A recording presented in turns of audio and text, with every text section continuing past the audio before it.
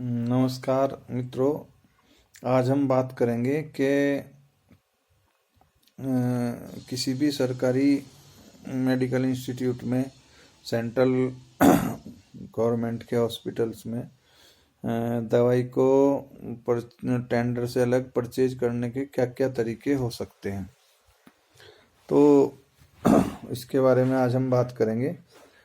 अगर वैसे तो टेंडर से दवाई खरीदना एक बेस्ट तरीका है, लेकिन अगर हमें कहीं ये लग रहा है कि हम टेंडर से अलग जाके इंस्टीट्यूट का कोई लाभ करा सकते हैं तो हमें ज़रूर कराना चाहिए। और हमारी कोशिश रहनी चाहिए कि हम अपने जो जहाँ पे हम काम कर रहे हैं वहाँ पे हम सरकार को किस तरह से ज़्यादा पैसा बचा के दें। अगर आप इस चीज़ में इस तरह की भावना से काम कर रहे हैं तो इंस्टीट्यूट के लिए भी अच्छा है। और इस काम में हमें सबसे मेन चीज़ ये देखनी चाहिए कि कैसे भी करके, मतलब क्वालिटी की, मेडिसिन की जो क्वालिटी है उससे कोई कंप्रोमाइज़ ना हो। क्योंकि अगर आपने पैसे बचा भी लिए और उसकी क्वालिटी से कोई कंप्रोमाइज़ हुआ तो उसका नुकसान कहीं ना कहीं मरीज को होगा। और मैंने पिछले वीडियो में भी कहा था, जो मेरी अपनी सोच है वो ये है कि मरीज मेन है। पहली प्रायोरिटी हमारी मरीज होनी चाहिए और दूसरी प्रायोरिटी होना चाहिए हमारे इंस्टीट्यूट, कि हमें यहाँ के पैसे बचाने हैं। इसके अलावा और कोई प्रायोरिटी आदमी को अपनी नहीं रखनी चाहिए।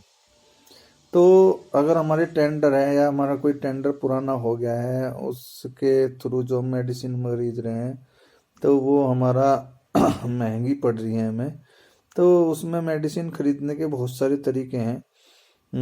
नंबर एक तरीका है, अगर हमें टेंडर से दवाई नहीं लेनी और हमें उनसे सस्ती और गुणवत्ता की दवाई लेनी है और हमारे ऊपर कल को कोई ऑडिट क्वेश्चन भी ना हो और हम अपने इंस्टीट्यूट को फ़ायदा भी दें, तो उसका एक ऑप्शन है जनौषधि।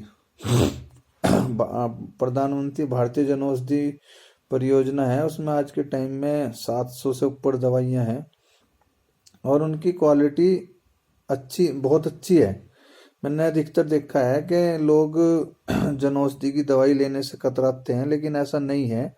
क्योंकि जो जनौषधि की जो दवाइयाँ हैं उसमें सबसे पहली चीज़ क्या है कि गवर्नमेंट ने अपने पिछले 5-6 साल में बहुत अच्छा काम किया है और उसमें उनकी कोशिश ये है कि मतलब जो WHO GMP वगैरह हैं, इस तरह के मानक कंपनियां पूरे करें और उसके बाद उनकी खुद की अपनी भी टेस्टिंग होती है, वो टेस्टिंग कराते हैं उसमें।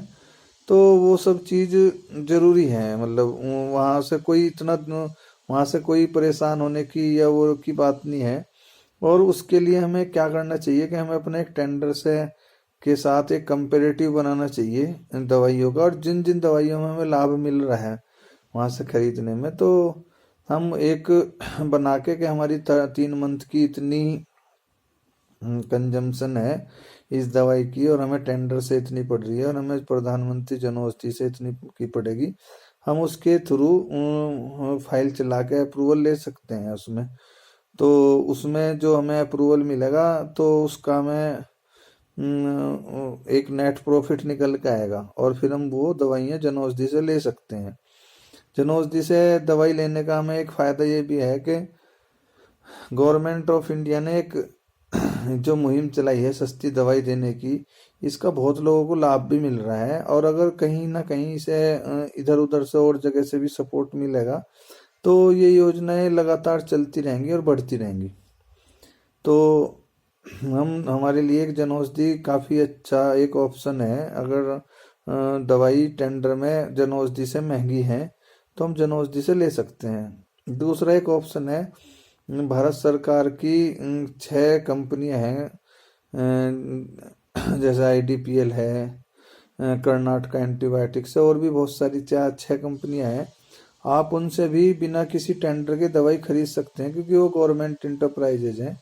तो उसका एक आप अप्रूवल बना, उसका एक जो रेट लिस्ट है वो लेकर, वो इसमें सबसे मेन चीज़ क्या है कि कुछ तकनीकी कारण रहे हों या रहे हों, अभी बहुत सारे उनमें 6 में से कुछ प्लांट अभी शायद नहीं चल रहे हैं।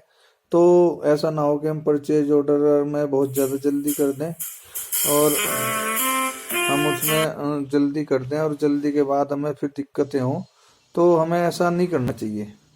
तो हम पहले उनसे, कंपनी से हम कम्युनिकेशन करें और कंपनी से कम्युनिकेशन करने के बाद हम उनसे एक रेट लिस्ट लें, फिर अपना कंपेरेटिव बनाएं और कंपेरेटिव बनाने के बाद ही हम वो करें, उसमें पीओ रिलीज करें।